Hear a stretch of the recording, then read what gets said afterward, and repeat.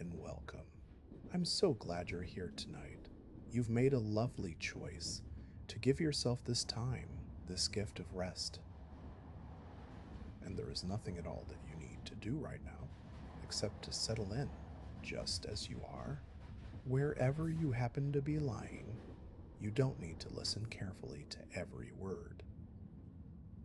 You don't need to follow the story from beginning to end. You can simply let my voice become a quiet companion, a gentle presence in the background, as your body does what it already knows how to do so well, which is to rest. And if your mind wanders, that's perfectly fine. Wandering is natural. Thoughts may come and go like passengers on a platform, arriving, pausing, and then moving on. And you don't need to board any of them. You can just let them pass. Now, as you lie here, you might begin to notice the weight of your own body pressing gently into the surface beneath you, and perhaps you can feel that weight most clearly in your shoulders. Those faithful shoulders that have carried so much today, and you can allow them now to simply let go, to release their duty, to soften and spread. There's no effort required. No right way to do this, simply an invitation to notice and to allow. And as your shoulders settle, you might become aware of your jaw, the muscles along the sides of your face, the hinge of your jaw. And you can let your teeth part slightly, let your tongue rest softly against the roof of your mouth or wherever it naturally falls, and your forehead. That broad, expressive surface can smooth itself out now, like a lake after the wind has stopped, still and calm. And now, bringing your attention gently to your eyes. Those hard-working eyes that have taken in so much today, so much light, so much information. And you can feel them now, settling back into their sockets, the tiny muscles around them softening, releasing their focus, because there is nothing left to look at tonight, nothing to read, nothing to examine, only darkness and rest. And your neck, the muscles along the back of your neck and up into the base of your skull, those muscles that have been holding your head upright all day long. You can invite them now to soften, to let go of their duty, knowing that the pillow beneath you is doing all the work now, holding you completely, so those muscles can finally, simply rest. And now your arms, those capable arms that have reached and lifted and carried so many things today, you can feel them growing heavy, resting at your sides or wherever they have fallen, and the muscles in your upper arms softening, your elbows unlocking, your forearms settling, your wrists going loose, and your hands, those busy hands, the fingers gently uncurling, each one releasing its grip on the day. There's no need to hold anything now, not a phone, not a pen, not a thought. Your hands can simply rest, open and soft, and perhaps you notice now how your chest rises and falls with each breath, the rib cage expanding gently and then releasing, and your belly, that soft, vulnerable center of your body, it can relax too, letting go of any tightness, any guarding, any holding, because you are safe here, completely safe. And there is nothing your body needs to protect itself from tonight. Only warmth, only comfort, only the gentle invitation to let go, and down through your hips, which are heavy against the surface beneath you, and your thighs, those powerful muscles that have carried you through the day. They can stop working now. They can melt into the bed, growing warm and heavy and still. Your knees, your calves, your shins, all of them softening, all of them surrendering to gravity, and your feet, your poor feet that have borne the weight of you all day long. Every step, every shift, every stand, they can rest now. The arches releasing, the toes uncurling, the ankles going loose and soft, your entire body, from crown to sole, settling, heavying, letting go. Your breathing is already finding its own rhythm, its own gentle pace. And you don't need to change it. You can simply notice it, the way the air comes in, cool and fresh, and leaves again, warm and soft, each breath a quiet tide, rolling in and rolling out, and with each exhale, you might notice yourself sinking just a little deeper into comfort, into stillness, into the beginning of this journey we're about to take together. Because tonight, I'd like to take you somewhere rather special, somewhere that exists in the amber glow of another time, a time of polished wood and starched linen, of crystal and candlelight, of vast distances crossed in perfect comfort while the world slept. Tonight, you are going to board a train. Not just any train, but the Orient Express, in the autumn of 1930, departing from Paris, bound for Istanbul, on a journey that will carry you across the whole of Europe through the night. And the beautiful thing about a train journey at night is that there is absolutely nothing you need to do, nowhere you need to be, no stop that requires your attention. The train will move. Whether you are awake or asleep, it will carry you gently, steadily, through the darkness, and all you need to do is rest. So let's begin.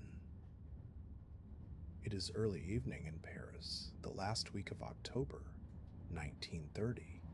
The sky above the city has turned the color of bruised plums and old wine.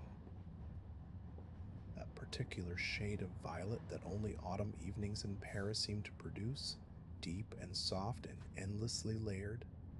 The last of the daylight is fading behind the rooftops to the west, and the street lamps are coming on, one by one, like a slow constellation forming across the city, each one casting a warm amber pool on the wet pavement below. Because it has been raining gently all afternoon, and the city gleams with reflected light, the cobblestones slick and shining, the iron balconies dripping. The leaves of the chestnut trees along the boulevards heavy and dark with water, and the air carries that particular autumn Parisian smell. Roasted chestnuts from a vendor near the station entrance, mingled with coal smoke drifting from chimneys, and the mineral scent of rain-dampened limestone, and beneath it all, the faintest trace of fallen leaves, earthy and sweet, and you find yourself standing in the great hall of the Gare de Lyon, one of the most beautiful railway stations in Europe. The ceiling arches high above you, impossibly high, painted with scenes of the French countryside in faded blues and golds, Provence, the Côte d'Azur, the Alps, all rendered in the soft romantic style of the Belle Epoque. And the light that fills this vast space comes from enormous iron chandeliers, each one holding dozens of frosted glass globes, casting a warm, honeyed glow across the polished stone floor. The floor itself is a mosaic of cream and gray marble, worn smooth by decades of footsteps, and it catches the chandelier light and throws it back upward in soft, diffuse patterns, so that the whole hall seems to shimmer gently, as though the very air were made of amber. You are carrying very little, a small leather case, already checked through to your sleeping compartment, and in your coat pocket, your ticket, printed on heavy cream cardstock, with the embossed crest of the Compagnie Internationale des Wagens Litz, Paris to Istanbul, Simplon Orient Express, Boiterlitz number 3888, compartment 7. You run your thumb across the embossed lettering, feeling the raised edges of each letter beneath your fingertip, and something settles inside you, a quiet anticipation. Not excitement exactly, but something gentler. The pleasant knowledge that for the next 2 nights and a day, everything is arranged, everything is taken care of. Someone else will drive. Someone else will navigate. Someone else will manage the details of crossing half a continent. And all you need to do is be carried. The departure board clicks and rattles overhead. White letters on black tiles tumbling into place. Simplon Orient Express, VOE Neuf, Die Part 19 H45, Platform 9. You make your way through the hall, past families saying goodbye beneath the chandeliers, past porters in flat caps wheeling brass luggage carts stacked high with leather trunks and hat boxes, past a woman in a long fox fur coat reading a telegram with an expression of mild amusement, past a group of businessmen in dark overcoats speaking in low German. The station is busy, but not frantic.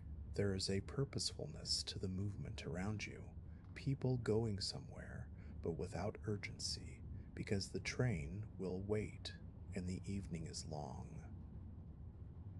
Your footsteps echo softly on the marble as you approach the platform gate, and the porter checks your ticket and nods, and then you pass through, onto the platform itself. And as you step out from the shelter of the hall, into the open air of the platform, with its glass and iron canopy overhead, the sound changes. The echoing marble of the hall giving way to the deeper acoustics of the platform, where steam hisses and metal creaks, and somewhere a whistle blows a low, mournful note. The air is cooler here, tinged with coal smoke and the mineral smell of wet iron, and puddles of rainwater on the platform surface reflect the overhead lamps in long amber streaks, and there, stretching away before you into the evening haze, you see it. The Orient Express. The carriages stretch away into the amber haze of the platform, one after another after another. Each one finished in dark blue enamel, so deep it seems almost black, with gold lettering along the sides. Compagnie Internation, these wagons lits, et these grands express Européens. The paint gleams under the platform lights, deep as a midnight sky, and between each carriage, the brass coupling joints shine like old jewelry in the windows, each one framed in polished brass, glow from within with warm amber light. The locomotive at the front is massive and black, a great iron beast, breathing steam in slow, rhythmic exhalations, like a sleeping creature, patient and immensely powerful, waiting, its headlamp cutting a golden beam through the evening mist. You can feel the heat radiating from it, even from this distance, and hear the deep, low ticking of hot metal, and the gentle hiss of steam escaping from valves. A sound that is both mechanical and alive. A uniformed attendant stands at the door of your sleeping car, Voiturlitz 3488. He is a man of perhaps 50, with a neatly trimmed mustache and eyes that have seen 1,000 departures, 1,000 farewells, 1,000 journeys into the night. He wears the CIWL uniform, navy blue with gold braid at the cuffs and gold buttons that catch the light. Bonsoir, he says, and his voice is low and warm, like the train itself, welcoming without being familiar. Professional without being cold, he takes your ticket, examines it briefly, and nods. Compartment sept, he says. This way, please. and he steps aside to let you board. You place your foot on the first step and feel the slight give of the carriage on its springs, the gentlest sway, as though the train is already breathing, already alive. The step is covered in a brass-edged rubber mat, and the handrail is solid and cool beneath your palm. You climb up, one step, two, and then you are inside, and the world changes. The corridor of the sleeping car is narrow and intimate, paneled in rich mahogany. The wood so deeply polished that it seems to glow from within, as though the tree it came from still remembers sunlight. The carpet beneath your feet is burgundy with a subtle geometric pattern, thick enough to silence your footsteps completely. Small Art Deco wall sconces line the corridor at intervals, each one a frosted glass shade etched with geometric patterns, casting pools of warm amber light that overlap gently along the corridor, creating a continuous golden glow. And the air inside the carriage is different from the station, warmer, quieter, scented faintly with beeswax furniture polish and clean linen, and something else, something older, the accumulated warmth of 1,000 journeys, 1,000 nights spent in motion. It feels enclosed in the most comforting possible way, like stepping into a wooden jewel box, everything fitted and finished and precisely in its place. The attendant leads you down the corridor, past compartment doors numbered in small brass plates, chink, 6, and then sept, your compartment. He produces a brass key, turns it in the lock with a satisfying click, and opens the door. The compartment is small and perfect, perhaps 6 feet wide and 8 feet long. Every surface finished in that same glowing mahogany, with brass fittings that gleam like small suns in the lamplight. There is a single berth along one wall, already made up for the night, with crisp white sheets, a thick woolen blanket in deep navy blue, with the CIWL monogram woven in gold thread at the corner, and 2 plump pillows in starched cotton cases. The berth looks so inviting, so perfectly prepared, that something in your body responds immediately, a loosening, a settling, as though your muscles have already registered that this is a place of rest and are beginning to let go. And you might notice that feeling now, spreading through you.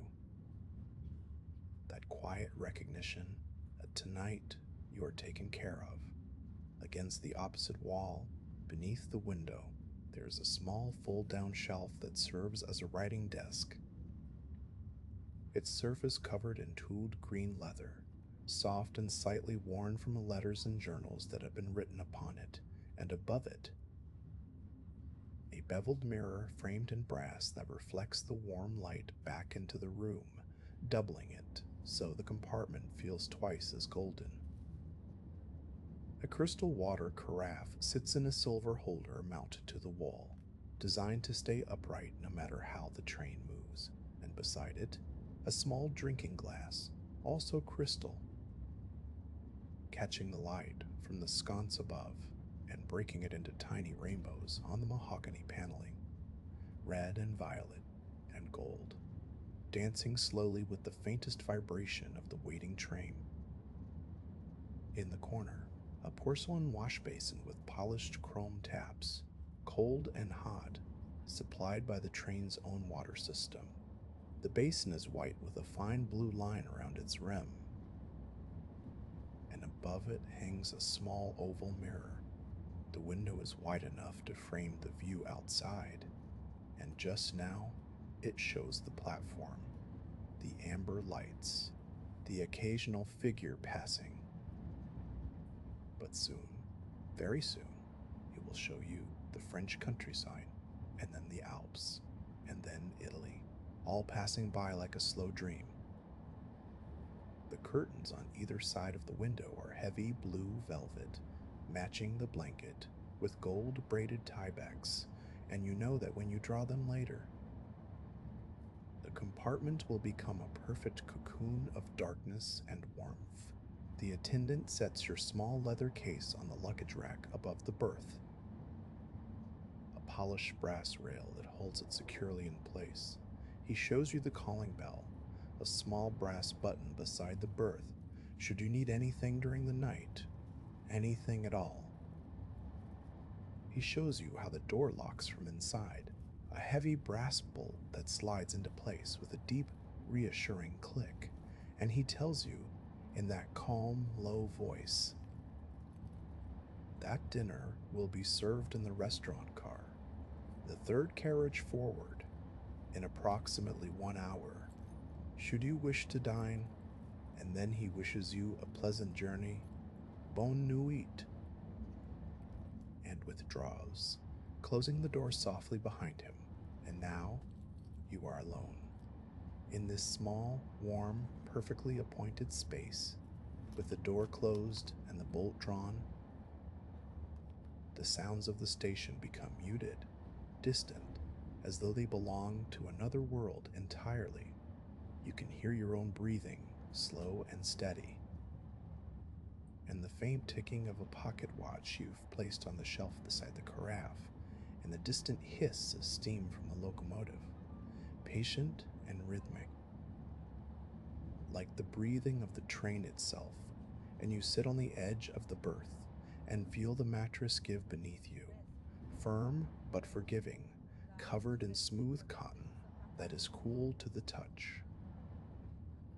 You press your palm flat against the sheet, and it is crisp and clean, with that particular freshness of linen that has been professionally laundered and pressed, perhaps with just the faintest trace of lavender. And then, almost imperceptibly at first, you feel it, a gentle lurch, the softest possible movement, as though the train has taken a single breath and begun to exhale, and then another, a slow, steady pull, like the hand of a friend gently leading you forward. The platform outside your window begins to slide, very gently to the left, the amber lights drifting past like fireflies, one by one, each one appearing at the edge of the frame, gliding slowly across and disappearing behind you. And the station clock, that great iron-faced clock mounted high on the platform wall, shows 7:45, exactly as promised.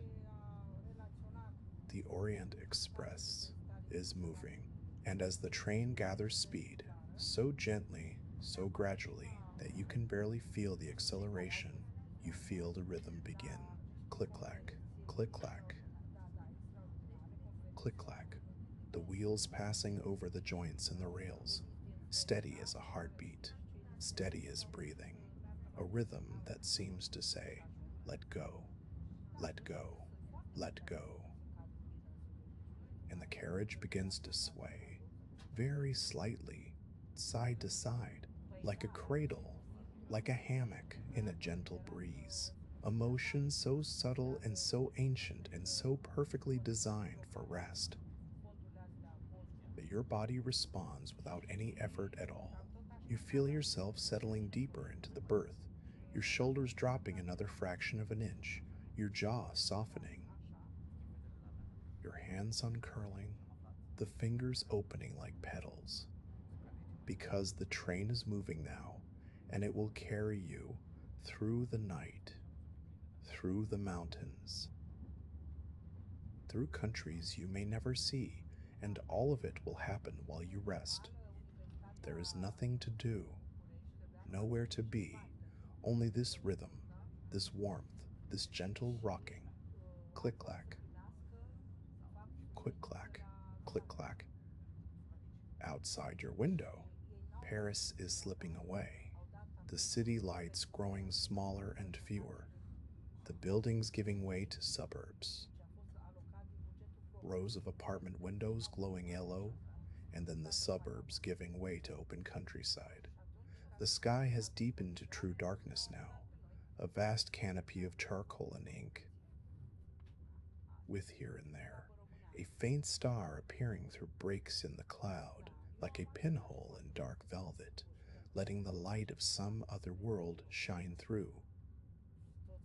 And the French countryside rolls past, invisible except for the occasional cluster of lights from a village, warm amber dots in the darkness, homes where people are sitting down to dinner, or reading by the fire, or putting children to bed, each cluster a small constellation of ordinary life, and each cluster of lights passes and fades, like a thought that arrives, lingers for a moment, and then dissolves into the darkness. You don't need to count them, you don't need to remember them. They simply come and go, like thoughts, like breaths, coming and going. The compartment has grown warmer now, the steam heating doing its quiet, invisible work, radiating from pipes hidden behind the mahogany panels. And you can feel the warmth against your skin, gentle and enveloping, like being held by someone who asks nothing of you. You remove your coat and hang it on the brass hook beside the door. And the simple act of removing that outer layer feels like shedding something more than fabric, as though you are letting go of the day itself, the obligations, the schedules, the decisions, the need to be somewhere, to do something, to be someone. All of it hanging now on that brass hook, while you, unburdened, turn back to the berth and sit once more on its welcoming edge. The train rocks you gently, left and right, and the rhythm of the wheels continues, steady and unhurried, a metronome set to the tempo of perfect rest. Click clack, click clack, click clack. And you might notice, right about now, that your eyelids have grown just a little heavier, that the warm amber light of the compartment has taken on a softer quality, that everything around you feels slightly dreamlike, slightly blurred at the edges, as though the world is being seen through frosted glass, and that's perfectly natural, perfectly welcome, because this is exactly what a night train is designed to do, to rock you, to warm you, to carry you, until the waking world grows soft and distant, and sleep, like the landscape outside, flows gently and endlessly past. After some time, you decide to make your way to the dining car, not because you are particularly hungry, but because the idea appeals to you. The gentle ritual of a quiet meal, taken slowly, in the company of strangers who expect nothing from you, who will not ask where you are from or where you are going, because on this train, everyone is going the same way, and the only destination that matters is sleep. You unlock the brass bolt and step into the corridor. The carpet absorbs your footsteps completely, and the narrow passageway sways gently as you walk, so that your hand reaches out naturally to touch the mahogany wall, steadying yourself against that slow, rhythmic rocking. The wood is smooth beneath your fingers, warm from the heating, and you can feel the grain under your palm. Each ridge and valley, polished by decades of passengers making this same journey, touching this same wall, feeling this same warmth. You pass through the connecting vestibule between carriages, and here the sound of the train is louder, the click-clack more immediate, more present. The cool night air slipping in through the gaps between the cars, carrying with it the scent of damp earth and distant pine forests, and the sharp, clean smell of speed, of cold air rushing past metal. For just a moment, you feel the cold on your face, and it is bracing, alive, the only reminder that the world outside exists at all. And then you step through into the next carriage. and the warmth wraps around you again, like a blanket drawn close. And then through another vestibule, another moment of cold air and rail noise, and then the dining car. It is more beautiful than you expected.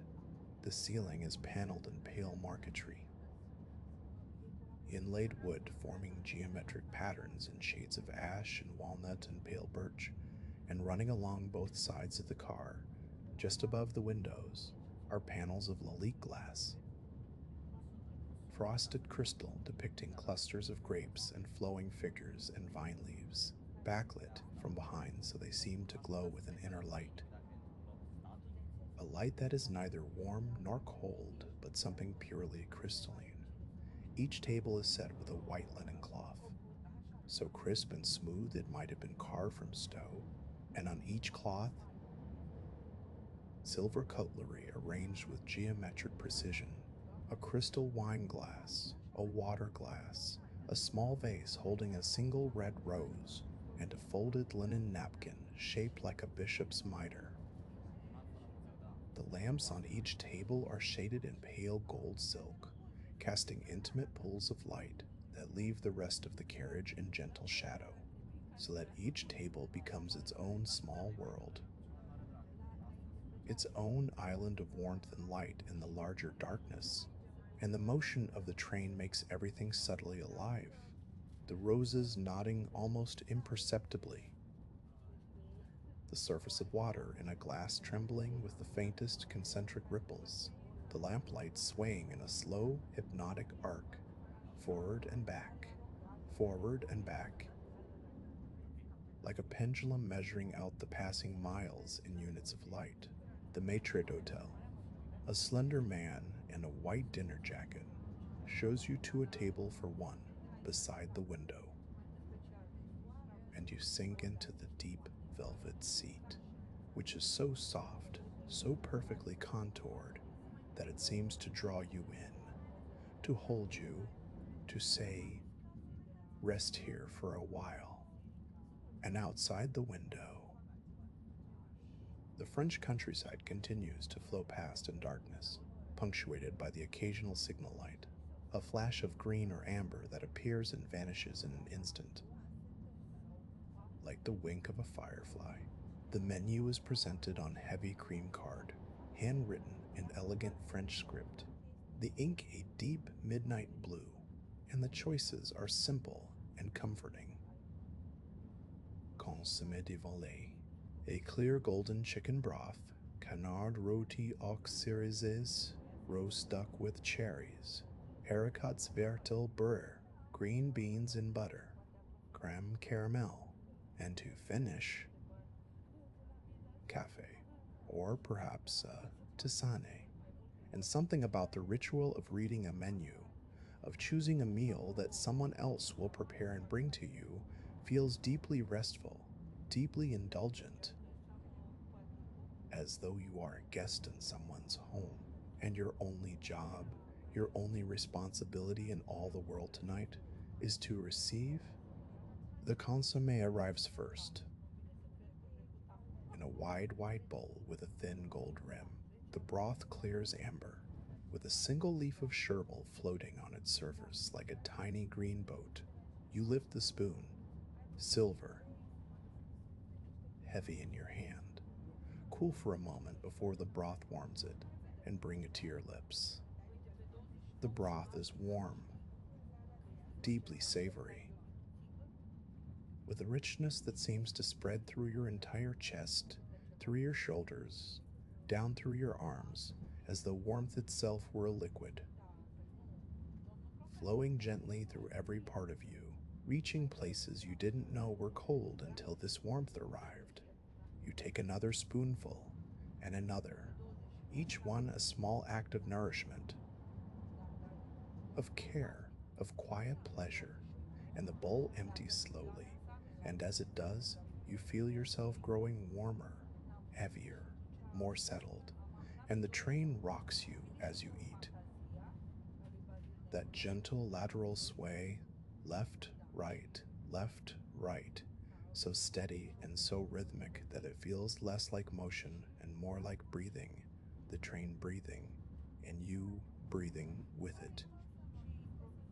Between courses, you gaze out the window and see nothing but darkness and your own reflection, ghost like and transparent, superimposed on the flowing night.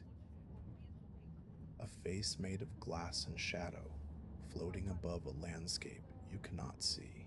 And somewhere out there, beyond the glass, the train is climbing, very gradually, toward the mountains, toward the great tunnel that will carry you beneath the Alps themselves, through the ancient heart of the mountain, and into Italy on the other side.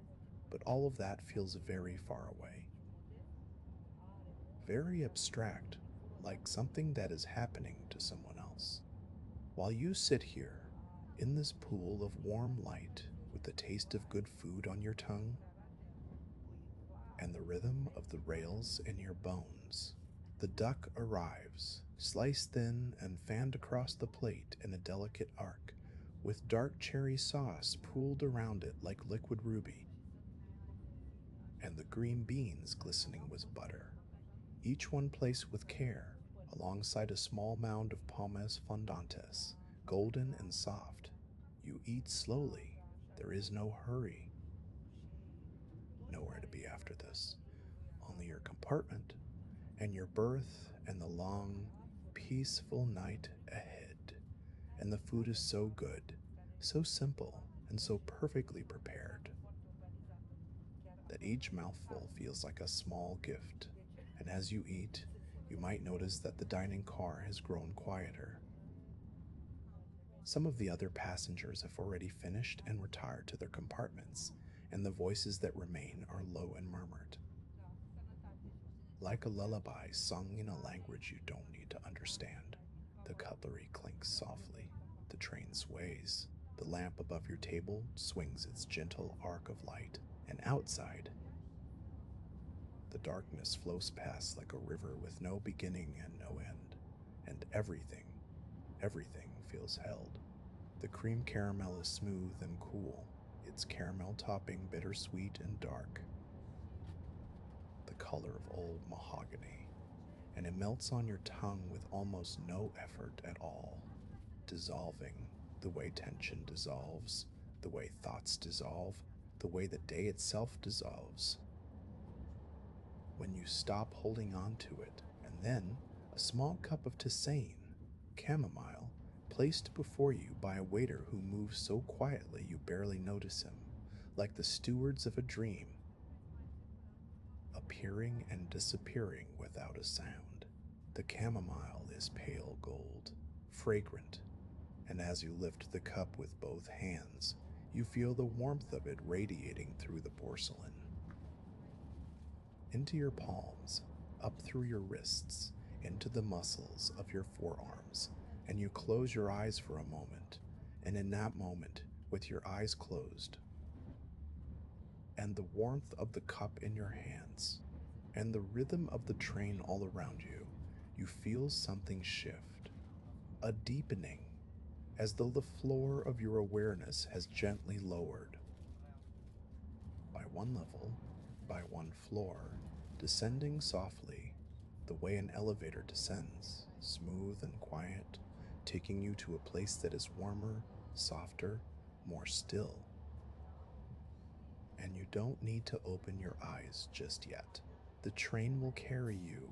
It always carries you, eventually, and there is no hurry.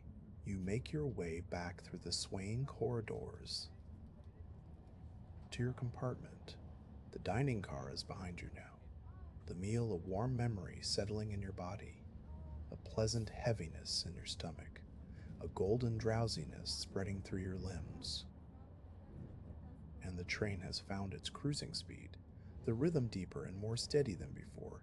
Click-clack, click-clack, click-clack, each beat a gentle permission to let go. A little more, the vestibule between carriages is colder now than before, the night having deepened. And the brief moment of cool air on your face, makes the warmth of the sleeping car corridor feel even more welcoming when you step back into it. You reach compartment 7. Turn the brass handle and step inside, and immediately you notice something. The attendant has been here while you were at dinner. The compartment has been transformed. The berth has been turned down, the white sheets folded back in a crisp diagonal, the pillows freshly plumped and arranged, the navy blanket smoothed and waiting. A small reading lamp has been lit beside the bed, casting a pool of golden light just large enough for a book and nothing more, leaving the rest of the compartment in warm, comfortable shadow. And on the pillow, placed there with quiet care, a single square of Swiss chocolate wrapped in gold foil. It is such a small gesture, but it carries with it a world of intention. Someone thought of your comfort. Someone prepared this space for your rest. Someone wanted you to feel welcomed and cared for and safe. And isn't that what we all want at the end of a day? To feel that someone has thought of us, to feel that the place where we lay our head has been made ready, with care. You close the door behind you and slide the brass bolt home. Click, and that sound, that definitive, reassuring click, is like a period at the end of a sentence, a seal on the day, a boundary drawn between everything that happened before and this moment of absolute privacy, absolute peace. The world outside the door no longer exists. There is only this compartment, this warmth, this rhythm, and you. You prepare for sleep as people have prepared for sleep on this train for decades, slowly, ritually, with a kind of ceremonial unhurrying. You wash your face in the small porcelain basin, and the water is warm, and it feels like kindness against your skin, against your cheeks, your forehead, your closed eyelids. Each pass of the warm water washing away something, not just the day's dust, but the day's effort, the day's tension, the day's need to be alert. You dry your face with a soft white towel, thick and warm from the heated rail, and the fabric is gentle against your skin. You change into something comfortable, something soft against your body, and the act of changing, of removing the clothes of the day, feels like the final shedding, the last layer between you and rest. You unwrap the chocolate and place it on your tongue and let it melt slowly. The dark sweetness spreading through your mouth, rich and smooth and deeply satisfying, dissolving the way the day is dissolving, the way everything dissolves. When you finally allow it to, and then you draw the heavy velvet curtains closed across the window. The last thing you see before the curtains meet is the darkness outside, vast and soft and depthless, with a single distant light, a farmhouse perhaps, or a station lamp, burning alone in all that blackness, a tiny ember of someone else's evening. And then it too is gone, and the compartment becomes a perfect enclosure of warmth and shadow. The reading lamp casts its small golden circle on the pillow, and beyond that circle, everything is soft, dim, blurred, the mahogany panels catching just enough light to gleam faintly, like the walls of a cave made from polished wood, ancient and protective and warm. You lie down, and the mattress receives you perfectly, as though it has been waiting all day for exactly this, for the weight of your body, for the shape of you. The sheets are cool at first, deliciously cool, and then they warm, slowly, warming to match your skin, and the pillow cradles your head, supporting the curve of your neck, the weight of your skull, holding you completely. so that the muscles in your neck, which have been working all day to hold your head upright, can finally, completely release. And you feel that release like a warm wave moving down from your neck into your shoulders, which drop and soften and spread, melting into the mattress beneath them, into your upper arms, which grow heavy, pleasantly heavy, sinking down into your elbows, your forearms, which rest now on the soft surface, no longer needing to hold or carry or reach for anything, into your hands, your fingers, which uncurl one by one and rest, open and soft, like flowers closing for the night. And the wave continues, moving down through your chest, which rises and falls with each slow breath, each exhale a little longer than the one before, a little deeper, down through your stomach, which softens, releasing any tension you may have been holding there without even knowing, down through your hips, heavy now, settled into the bed, supported completely, down through your thighs, your knees, your calves, each one growing warmer, heavier, as though they are being filled with warm golden sand, down to your feet, your ankles, your toes, all of them releasing, all of them letting go, until your entire body, from the crown of your head to the tips of your toes, is resting completely, effortlessly held. The blanket covers you, heavy and warm, a deep navy wool that feels like being held, and the weight of it presses you gently, evenly, into the mattress. The way the earth holds a river in its bed, effortlessly, completely, and the train rocks you, left, right, and the wheels sing their rhythm, click-clack, click-clack, click-clack, and your breathing matches, without effort, without thought, your body finding the rhythm of the train, and the train finding the rhythm of your body, until the two become one, and you cannot tell where you end and the train begins.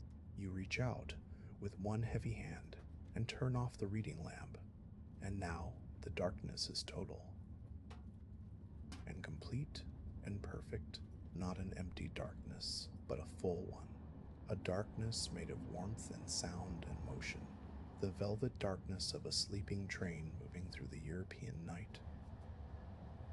And in this darkness, with the rhythm of the wheels all around you and the gentle rocking of the carriage, you feel yourself sinking deeper and deeper into the bed, into the warmth, into a state that is not quite waking and not quite sleeping, but somewhere beautifully in between, that floating place where thoughts become images, and images become dreams, and dreams carry you forward, just as the train carries you forward through the night. Somewhere in the deep middle of the night, the train enters the mountain. The Simplon Tunnel, 19.8 kilometers of darkness beneath the Alps, carved through ancient rock at the beginning of the century, a passage through the very heart of the earth. And as the train enters the tunnel, the sound changes. The click-clack of the wheels becomes deeper, more resonant, echoing off the tunnel walls in a way that is both louder and more distant, as though the sound is coming from very far away and very close at the same time.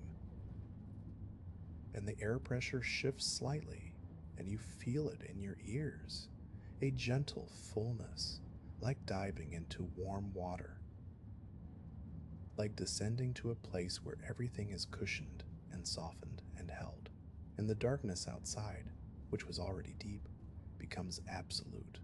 No farmhouse lights, no stars, no moon, nothing at all beyond the glass but solid mountain, millions of tons of ancient Alpine granite, pressing close around the train like a sleeping giant cradling something precious in its palm. And something about this, about being carried through the inside of a mountain, through stone that was old when the dinosaurs walked, through rock that has been here since before there were human beings to dream of tunnels or trains, feels profoundly safe, profoundly enclosed, as though the earth itself is holding you in the darkness of your compartment, inside the darkness of the tunnel, inside the darkness of the mountain. You are nested in layer upon layer of protection, the blanket around your body, the compartment around the blanket, the train around the compartment, the tunnel around the train, the mountain around the tunnel, each layer deeper, each layer quieter, each layer more removed from the waking world, and you can feel yourself descending with each layer, going deeper into rest, into stillness, into a place where time has no meaning, where there is no morning and no evening, no yesterday and no tomorrow, only this, only now. Only the sound of the wheels, and the warmth of the blanket, and the gentle, endless rocking. The tunnel takes 20 minutes to cross, but time moves differently in darkness. Time stretches and compresses and swirls the way water swirls in a slow river. 20 minutes might feel like 5, or might feel like an hour, and it doesn't matter at all. Because time is not something you need, not tonight, not here, in this perfect, suspended darkness. You are simply being carried through the mountain, through the night, through the space between waking and sleeping, and the train knows the way.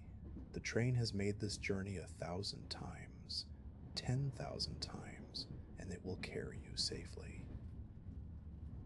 as it has carried so many others. Diplomats and dreamers, writers and wanderers, kings and poets and ordinary people seeking nothing more than a good night's sleep, all of them resting. Just as you are resting, cradled in the same darkness, rocked by the same rhythm, click-clack, clack, click-clack, click-clack, and perhaps, somewhere in this deep passage through the mountain, you become aware that your thoughts have grown very quiet, very soft, not gone entirely, but thinned, like clouds stretched by a high wind, translucent, letting the stillness show through. Each thought that arises now drifts past more slowly than the one before, like a leaf on a stream that is gradually slowing, finding wider water, deeper water, stiller water, and the spaces between thoughts are growing, widening, becoming long pools of silence where nothing moves and nothing needs to.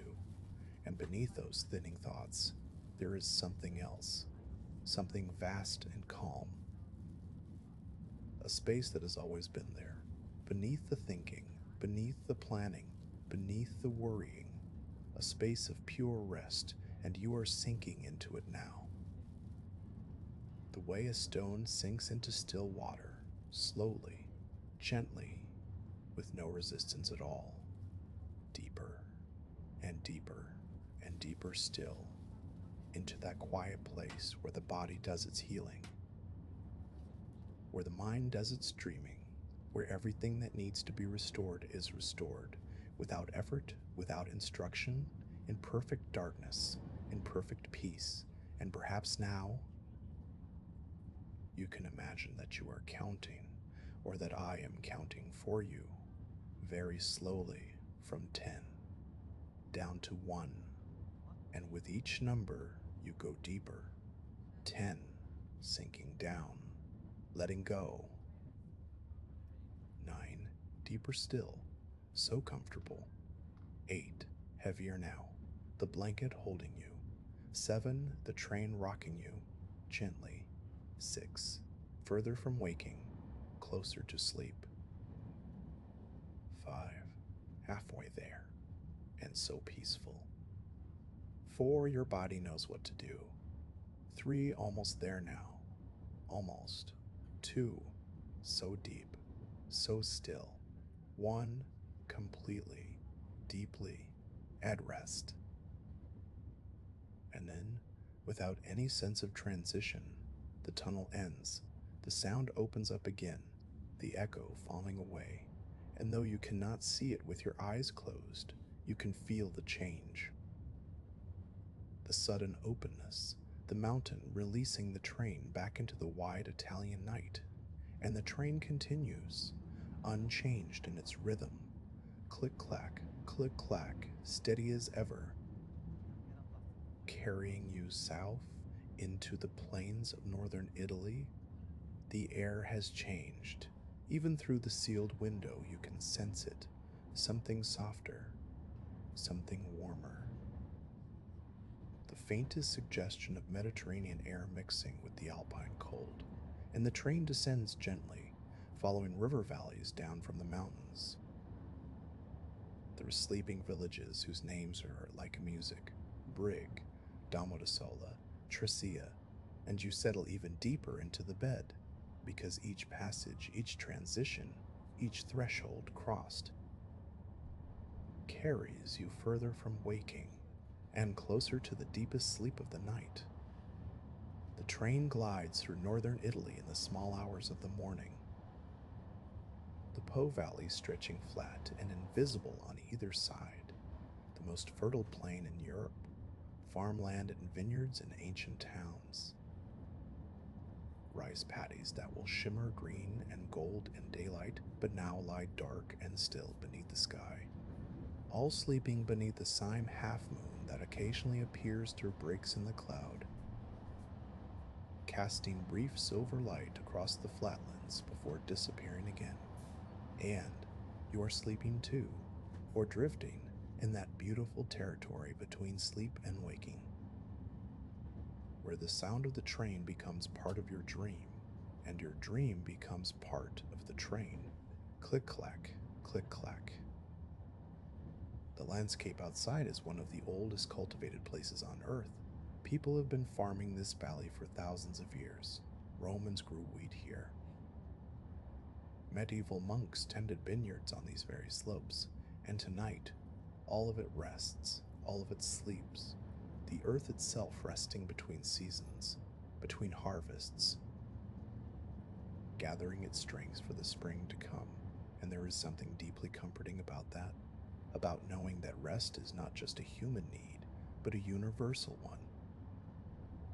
That the earth rests, that the fields rest, that the rivers slow and the birds tuck their heads beneath their wings, and the whole world, the whole living world, gives itself over to the night, just as you are doing now.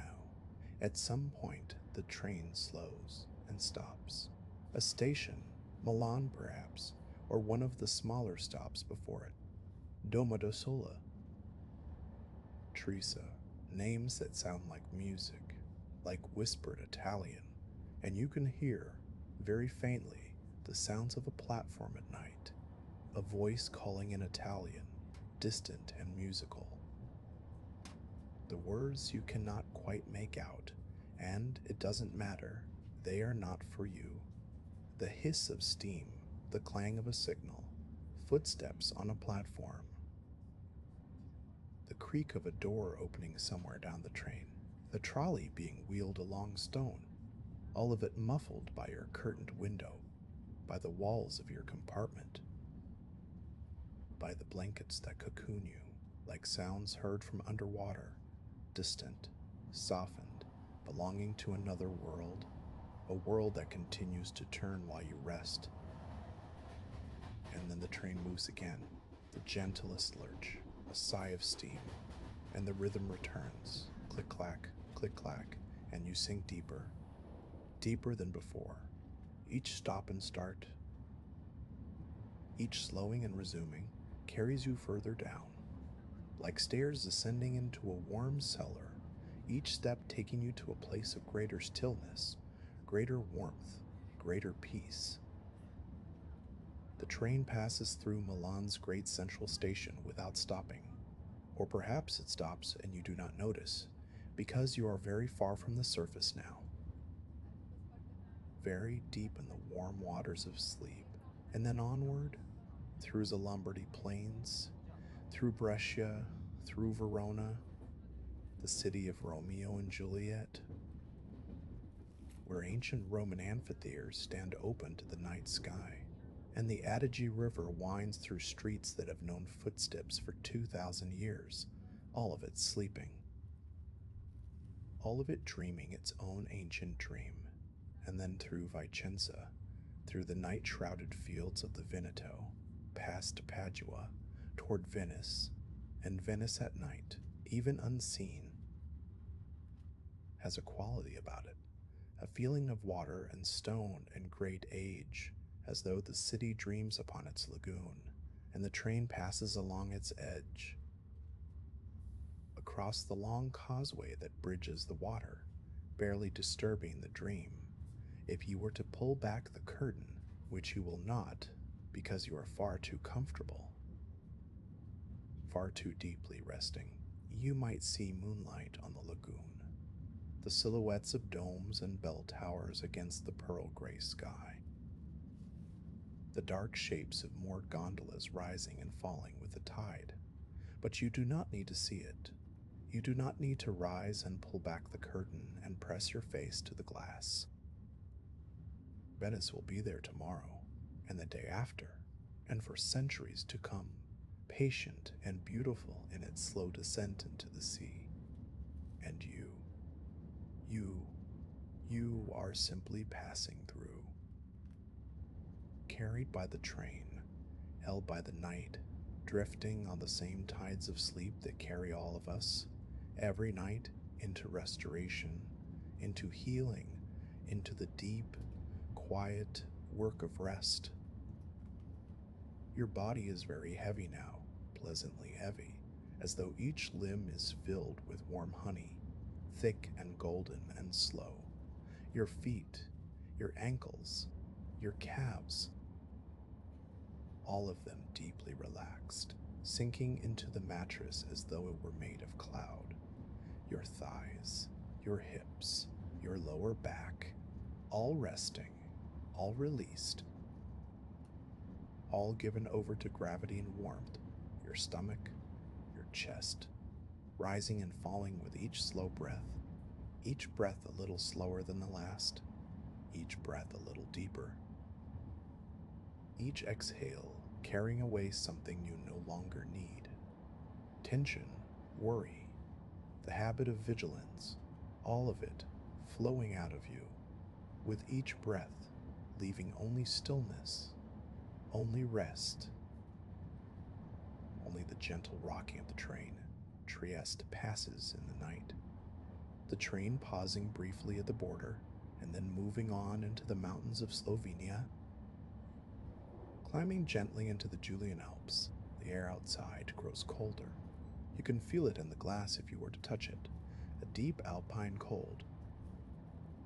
The cold of snowfields and glacial streams and stone that has known ice for 1,000 winters, but inside your compartment you are warm, so safe, so deeply, completely held, and the wheels keep turning, carrying you east, through countries whose borders blur in the darkness, through landscapes you will never see, through hours that compress and flow and become meaningless.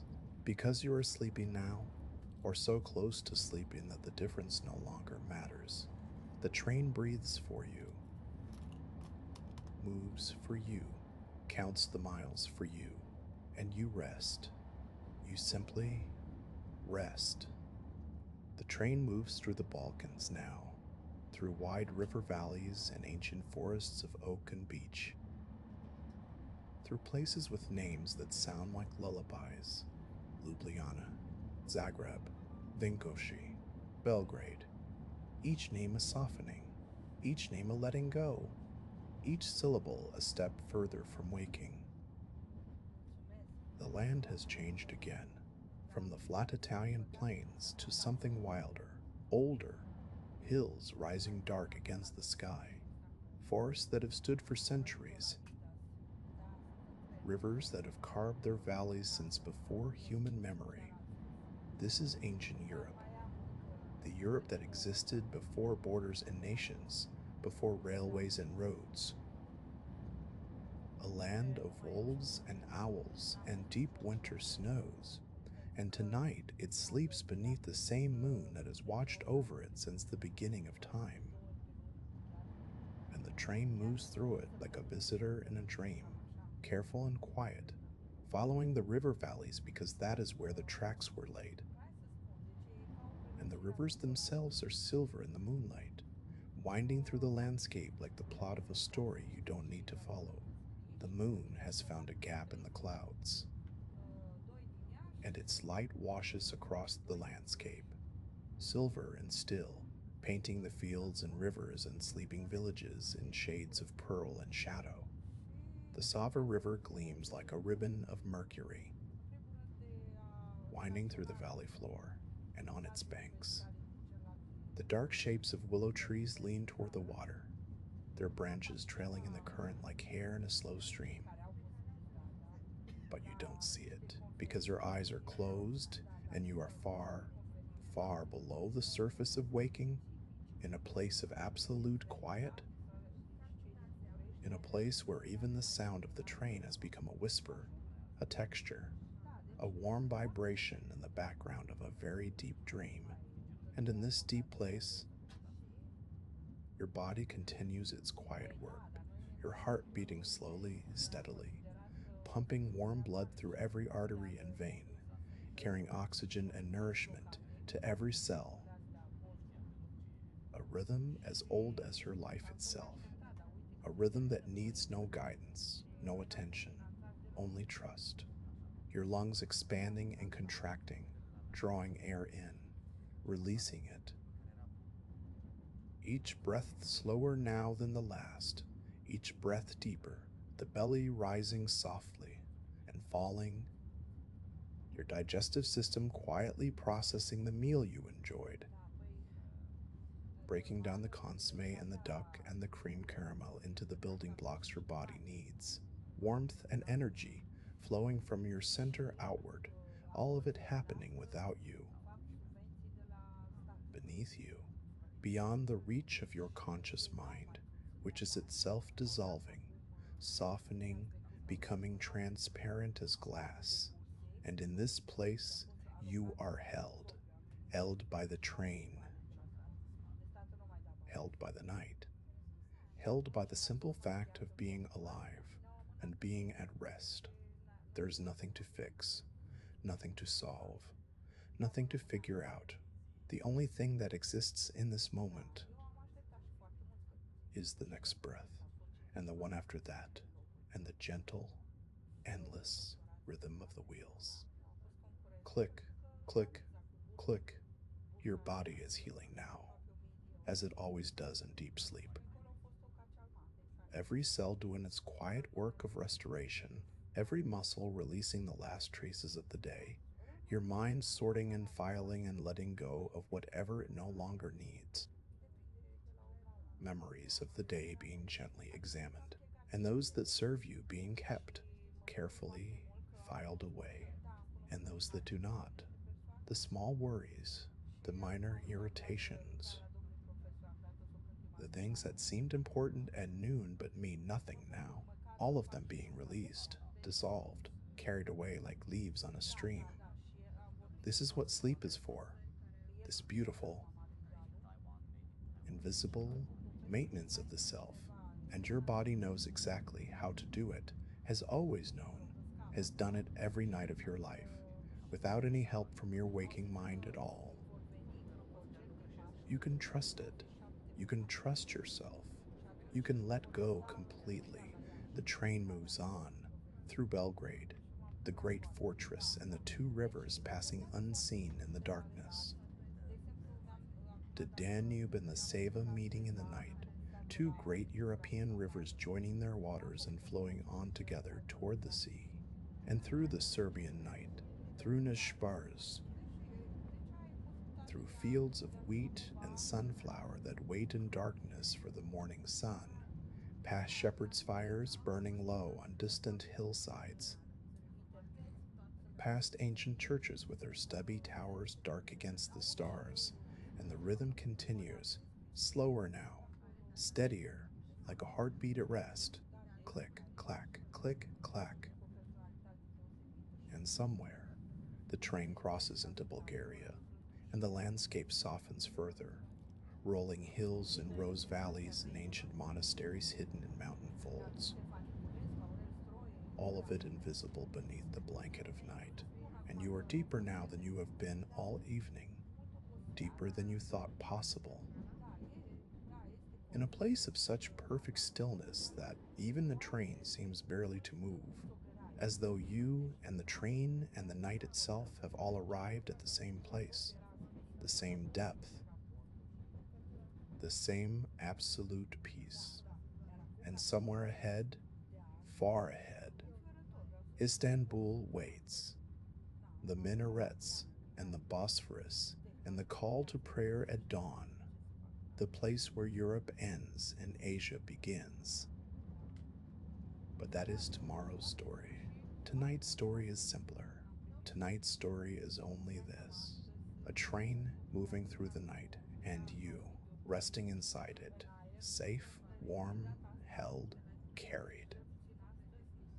Sleeping now, deeply, peacefully, completely, and the wheels turn. Click, clack, and the train rocks you. Gently, left, right, and you are sleeping deeply. The night is long, and the train is warm, and you are safe.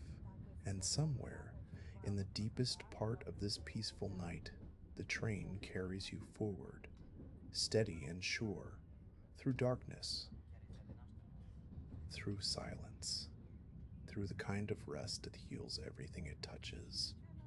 There is no need to wake, there is no need to stir. The train will carry you all through the night and into the dawn, and you will sleep the whole way through. Click, click, click. The darkness holds you, the way the sea holds a sleeping boat, rocking it gently, carrying it forward, needing nothing from it, asking nothing of it, simply holding it and moving it through the long, quiet hours, and your body is heavy and warm and deeply, deeply at rest. Every muscle, every bone, every cell, given over to sleep, and the train moves on and on and on, deeply, peacefully, effortlessly, sleeping now, resting now, carried through the night like a child in gentle arms, safe, warm, home.